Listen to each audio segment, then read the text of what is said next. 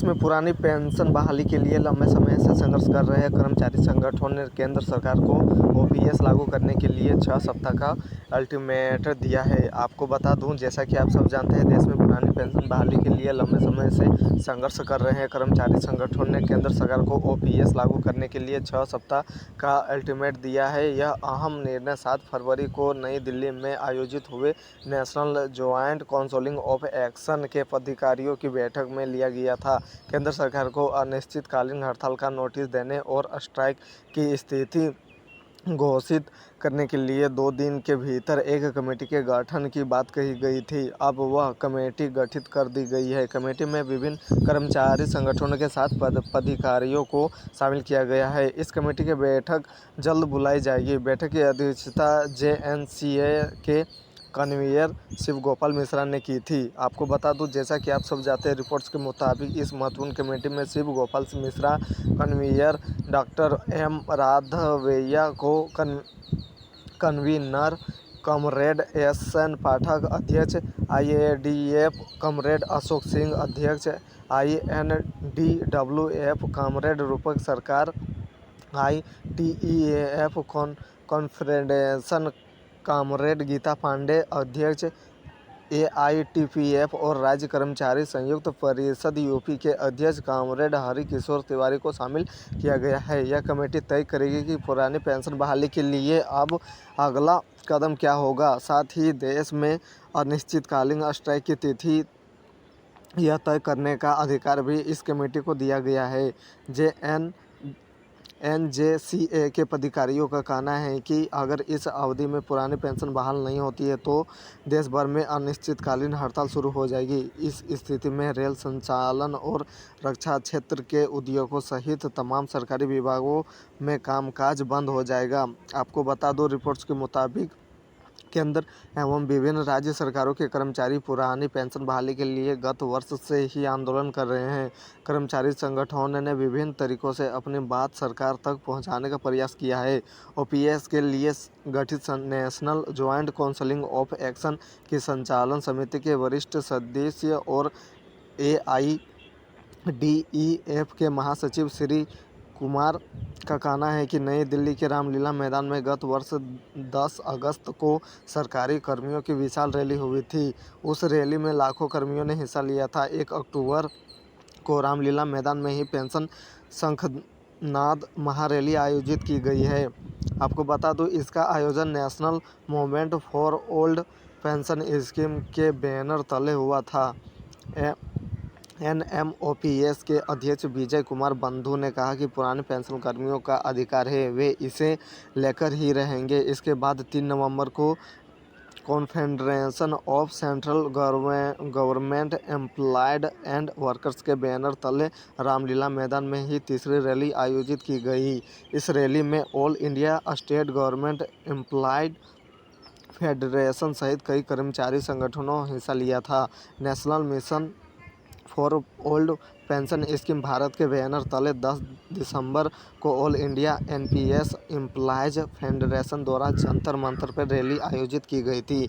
इस संगठन के राष्ट्रीय अध्यक्ष डॉक्टर मंजीत पटेल ने रैली को संबोधित किया था। आपको बता दूं कि एआईडीईएफ के महासचिव श्री कुमार ने मुताबिक लोकसभा चुनाव से पहले पुरानी पेंशन लागू नहीं होती है तो भाजपा को उसका खामियाजा भुगतना पड़ेगा। कर्मियों, पेंशनरों और उनके रिश्तेदारों को मिलाकर यह संख्या 10 करोड़ के पार चली जाती है। चुनाव में बड़ा उलटफेर करने के लिए यह संख्या निर्णायक है। देश के 2 बड़े कर्मचारी संगठन रेलवे और रक्षा सिविल ने अनिश्चितकालीन हड़ताल के लिए अपनी सहमति दे दी है। स्ट्राइक बैलेट में रेलवे के 11 लाख कर्मियों में से 96% कर्मचारी ओपीएस लागू न करने की स्थिति में अनिश्चितकालीन हड़ताल पर जाने के लिए तैयार है। इसके अलावा रक्षा विभाग सिविल के 4 लाख कर्मियों में से 97% कर्मी हड़ताल के पक्ष में है। 20 और 21 नवंबर को 400